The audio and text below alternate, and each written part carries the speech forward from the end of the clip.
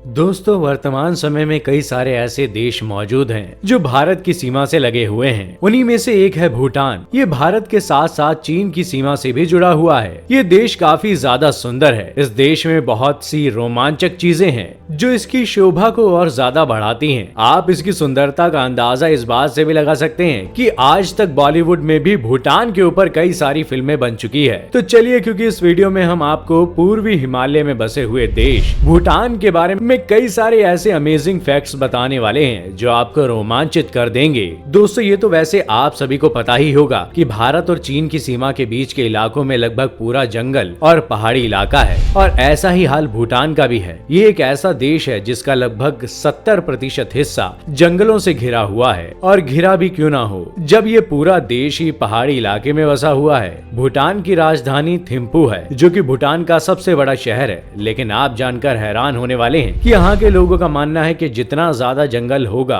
उतना ही उनके लिए अच्छा होगा, और ये लोग जंगल को बढ़ाने में लगे हुए हैं। साथ ही आपको बता दें कि जहां आज सभी देश प्लास्टिक जैसी समस्या का सामना कर रहे हैं, वहीं भूटान में प्लास्टिक पूरी तरह से बैन है, और वहां के सभी लोग कागज के थैलों का इस्तेमाल करते हैं। यहाँ का राष्ट्रीय पशु एक बकरी के समान दिखने वाला जानवर है, और इसका नाम ताकिन है। और जैसा कि मैंने आपको पहले ही बताया कि यहाँ के लोग नेचर से कितना ज्यादा प्यार करते हैं, यही कारण है कि इस देश में ज्यादा से ज्यादा लोग खेती करते हैं। लेकिन आपको बता दें कि ये देश पहाड़ी इलाकों में बसा हुआ है, जिसके कारण देश में खेती के लायक मात्र 16% जमीन ही है। इस देश की इनकम का सबसे बड़ा या कहें तो मुख्य सोर्स भी खेती और टूरिज्म है। वैसे आज के समय में दुनिया में बहुत कम ऐसे लोग मौजूद हैं जो कि अपने धर्म की बातों को मानते हैं या अपने धर्म को मानते हैं। लेकिन भूटान एक ऐसा देश है जहाँ के 95% लोग अपने धर्म को मानते हैं और उनके धर्म में लिखी हुई बातों को ही फॉलो करते हैं। भूटान में सबसे ज्यादा लोग बुद्ध धर्म को मानते हैं और उसके बाद हिंदू धर्म को। दोस्तों, अब जो मैं आपको बताने वाला हूँ, इसे सुनकर आप पूरी तरह से हैरान होने वाले हैं। तो आप जान लीजिए कि भूटान भी कई और छोटे देशों के समान ही है, जिनके पास अपनी स्वयं की सुरक्षा के लिए जल, थल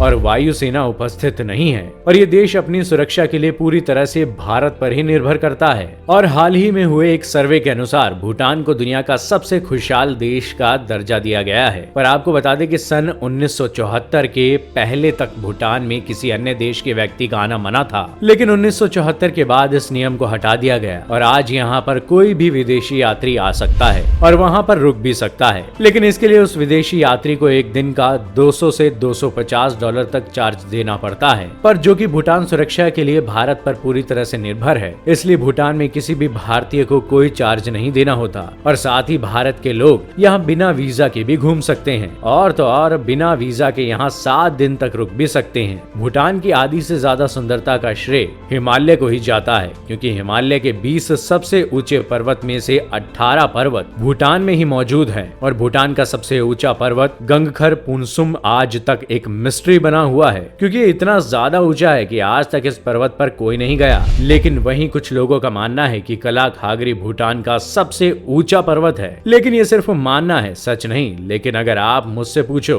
तो मुझे तो यहाँ की एक बात सबसे अच्छी लगी कि यहाँ पर किसी भी तरह का तंबाकू बेचना या खरीदना पूरी तरह से गैर कानूनी है। पर दोस्तों, अगर आप भूटान घूमने जाते हैं तो आप अपने साथ वहाँ पर 200 सिगरेट तक ले जा सकते हैं, परंतु आपको बता दें कि आप इन सिगरेटों को किसी भी पब्लिक प्लेस या ऐसे ही कहीं भी नहीं जला सकते। इसके लिए आपको वहाँ पर गाइड की मदद से एक अच्छी जगह ढूंढनी होती है जहाँ पर आप उस सिगरेट को पी सकते हो। और साथ ही आप जान ले कि भूटान में पशु पक्षियों के लिए प्रेम भावना भी बहुत ज्यादा है। इस बात का अंदाजा आप ऐसे ही लगा सकते हैं कि यदि भूटान में कोई आदमी सिर्फ शिकार खेलता हुआ ही पकड़ा जाता है, तो भले ही उसने अभी तक किसी भी जानवर को मारा ना हो, तो भी उसे कम से कम 15 साल की सजा सुनाई जाती है। और अगर देखा जाए तो भूटान की तुलना बाकी सभी गरीब देशों में ही की जाती है। लेकिन आपको बता दें कि यहाँ पर पढ़ाई लिखाई और स्वास्थ्य से संबंधित चीजें बिल्कुल ही फ्री हैं, जो कि एक बढ़िया बात है। ये चीजें भारत में भी हो सकती हैं, लेकिन भारत की बढ़ती जनसंख्या इसे ना होने पर मजबूर कर रही है। इसके साथ ही भूटान की एक अजीब प्रथा ये भी है कि यहाँ पर शादी के बाद लड़की को अपना घर छोड़कर लड़के के घर नहीं जाना होता, बल्कि लड़के को अपना घर छोड़कर